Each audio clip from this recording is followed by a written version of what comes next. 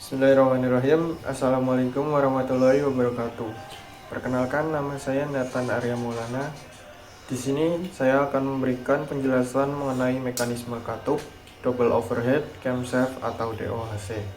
Penerapan mekanisme katup DOHC atau double overhead camshaft adalah dengan memanfaatkan dua buah camshaft atau noken as pada bagian kepala silinder. Salah satu cam dengan dua katup atau clap-in untuk mengatur masuknya campuran bensin dan udara yang sempurna. Demikian juga pada camshaft lainnya, juga berfungsi mengatur dua katup exhaust untuk buang hasil dan sisa gas pembakaran. Lalu jenis mekanisme katup DOHC tersebut termasuk juga dari jenis mekanisme OHC yang memiliki dua camshaft yang bertugas menekan klep masuk dan buang.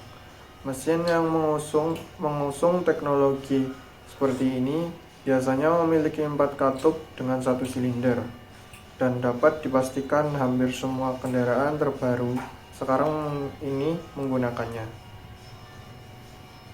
Terdapat dua buah camshaft pada kepala silinder, di mana masing-masing cam memiliki dua katup in yang akan dibuka dan tutup dalam mengatur masuknya campuran bahan bakar dan udara.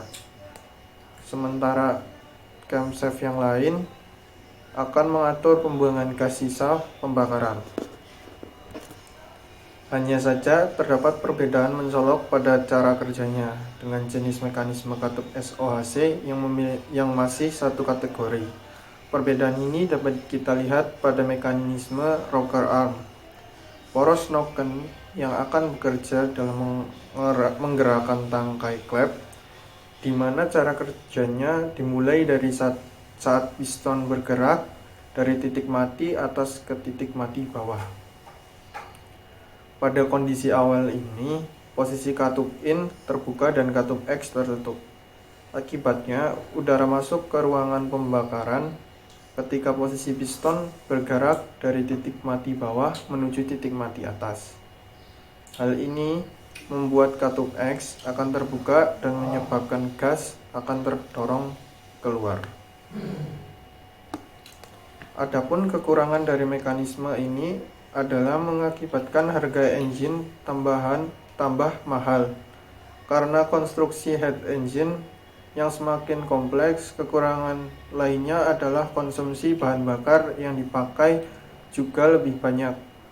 Ketika saat terjadi kerusakan mekanisme pada mesin, biaya perbaikan tambah mahal. Berikut komponen mekanisme katup DOHC. 1. Valve dan spring. Adapun komponen mekanisme katup DOHC yang paling awal yakni valve spring. Fungsi dari komponen ini sama dengan mekanisme katup OHV, yaitu mengangkat katup agar menutup. 2. Sprocket gear. Kemudian komponen mekanisme katup DOHC selanjutnya yang masih sama dengan tipe OHV, yaitu gigi sprocket. Kamu tahu kan perbedaan gear dan sprocket? Komponen ini menjadi bagian penting yang ada di dalam sebuah mekanisme katup. Karena kedua desain gigi ini memiliki bentuk yang mirip. Oleh karena itu, bentuk roda gigi dibuat sedemikian rupa. 3. Timing chain atau belt. Selanjutnya adalah rantai timing. Mekanisme OHV sangat berbeda sekali dengan DOHC, di mana mekanisme katup OHV hanya diberi timing chain atau belt untuk menghubungkan putaran camshaft dan gigi sprocket. Perlu dipahami bahwa komponen timing chain yang terdapat pada mekanisme katup DOHC mempunyai ukuran yang lebih panjang.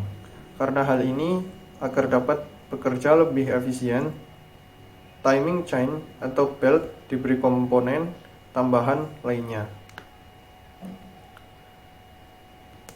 Yang keempat, selanjutnya adalah tensioner. Masih bisa dibilang komponen mekanisme katup DOHC ini berfungsi untuk mengatur kinerja timing chain. Kerja khusus dari tensioner ini adalah menekan timing chain agar tidak kendor, agar selalu tegang. Komponen ini memiliki dua jenis, antara lain tipe roller dan hidrolik, di mana cara kerja dari jenis roller ini menggunakan gas untuk menekan timing chain. Lalu tipe hidrolik dalam jaga ketegangan dari timing chain adalah menggunakan tekanan oli mesin. Penting untuk dikenali agar mendapatkan kinerja yang lebih optimal, kembali pada kerjanya tipe hidrolik ini memerlukan komponen tambahan, yaitu berbentuk timing chain guide. Yang kelima, timing chain guide. Apakah Anda tahu bahwa komponen yang ini tersambung dengan tensioner hidrolik? Pada sistem mekanisme katup DOHC adalah menempatkan timing guide tekan timing chain agar rantai selalu tegang. Sebenarnya, fungsi timing chain guide sama halnya dengan tensioner. Hanya saja tensioner hidrolik itu tidak menekan chain guide langsung, namun bagian lebih berperan untuk tekan timing chain, yaitu timing guide. Yang keenam, camshaft.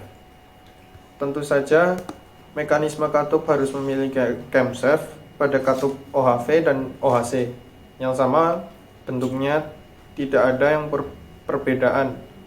Komponen ini juga diperlengkapi tonjolan pada sumbunya, di mana peran dari tonjolan itu untuk menekan katup. Namun, camshaft yang terdapat pada jenis komponen mekanisme katup DOHC ini memiliki dua buah poros, yaitu masing-masing untuk in dan X. Lalu yang ketujuh, rocker arm. Rocker arm merupakan komponen katup yang sistem kerjanya menekan katup ketika mendapatkan tekanan dari tonjolan camshaft. Pada sistem OHV, semua rocker arm diletakkan pada satu sumbu. Cara kerja dari bagian ini seperti ayunan, yang mana ketika bagian belakangnya terangkat, dikarenakan adanya dorongan dari push rod, secara otomatis bagian depannya akan menekan katup. Pada bagian ini sudah diperlengkapi dengan adjusting screw yang dipasang tepat di ujung push rod. Fungsi dari adjusting screw ini adalah untuk mengatur celah katup. Lalu cara kerja DOHC. Jika pada mekanisme SOHC menggunakan rocker arm untuk menekan katup, namun terdapat sedikit perbedaan pada cara kerja mekanisme katup DOHC, di mana pada mekanisme yang ini kehadiran piano atau rocker arm tidak dibutuhkan lagi, maka tonjolan noken as terhubung langsung pada tangkai klep. Oleh karenanya DOHC tidak ada kerja steel klep. Adapun cara kerja mekanisme katup DOHC terjadi sesuai dengan langkah kerja mesin 4 tak juga, antara lain. 1. Pada langkah isap, cara kerja DOHC dimulai langkah awal piston bergerak dari titik mati atas menuju titik mati bawah. Posisi klep in terbuka dan klep X tertutup. Kondisi ini mengakibatkan udara atau gas terisap masuk ke dalam ruang bakar. Proses udara atau gas saat sebelum masuk ke ruang bakar dapat dilihat pada mekanisme langkah isap motor 4 tak. 2. Pada langkah kompresi. Selanjutnya, setelah piston menonjol di bawah, piston mentok di bawah, piston akan bergerak dan titik mati bawah menuju titik mati atas. Posisi klep in dan X dalam keadaan tertutup. Posisi ini mengakibatkan udara atau gas di dalam ruangan bakar terperangkap dan dikompresikan.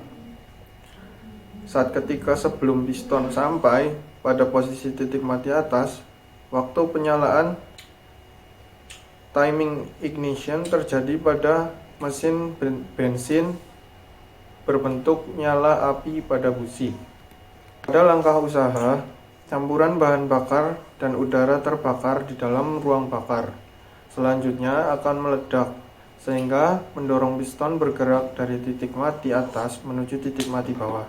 Cara ini merupakan proses yang hendak menghasilkan tenaga. Lalu yang keempat, pada langkah buang. Langkah terakhir dari kerja 4 tak, yakni melangkah buang, yang mana posisi klep in tertutup dan klep X terbuka. Piston mendorong ke sisi pembakaran keluar melalui port exhaust, dan demikianlah selanjutnya. Namun dari sisi biaya, DOHC masih tetap sedikit tambah mahal dari SOHC karena komponen yang lebih banyak dan kompleks. Nah, demikian pembahasan kita mengenai mekanisme katup DOHC, baik dari pengertian komponen atau cara kerja. Semoga saja bisa menambah wawasan dan pengetahuan kita bersama-sama. Wassalamualaikum warahmatullahi wabarakatuh.